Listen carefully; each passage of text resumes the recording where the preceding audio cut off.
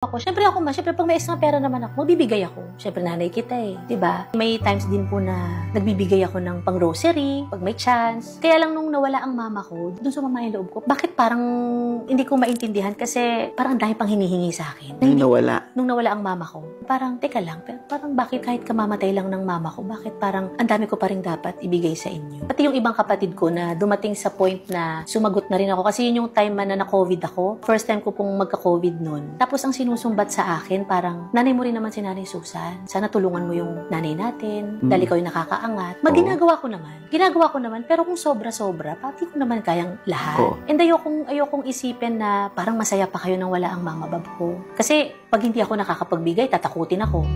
Papa-interview siya sa wish ko lang. Tama ba yun? Totoo ba? Yes, ma.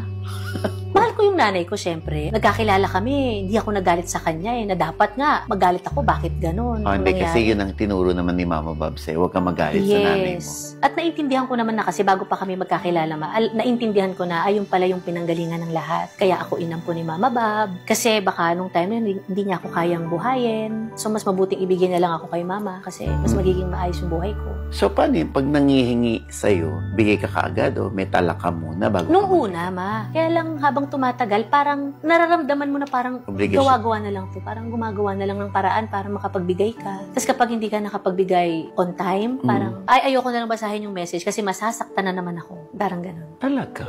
So, ganyan ngayon kayo? Yes po. Kasi Ma'am Oji, meron pa po akong isang kapatid sa Nanay Susan na nagpanawagan sa isang resto bar. Siguro malapit sa kanila yon. Nakita ko yun online may mga nag-send sa akin.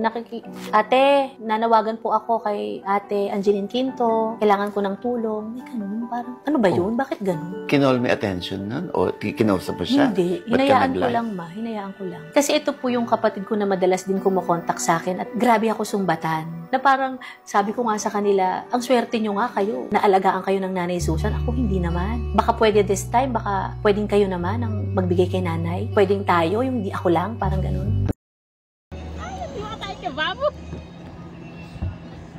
Hindi tayo nakikita sa gilid. Diba? Tinted tos, diba, Beshi, no? Hindi ka makikita sa gilid.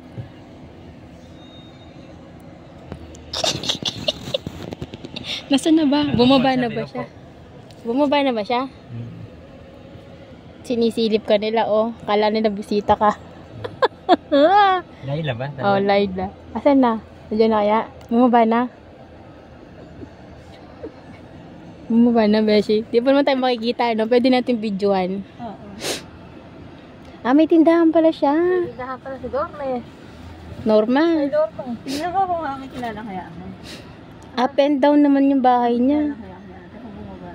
Makikilala ka niya. Oo, makikilala. Yung tindig, ayan na. Ikaw na mag-video, guys. Ayan, nagagalit siya. Nino din siguro.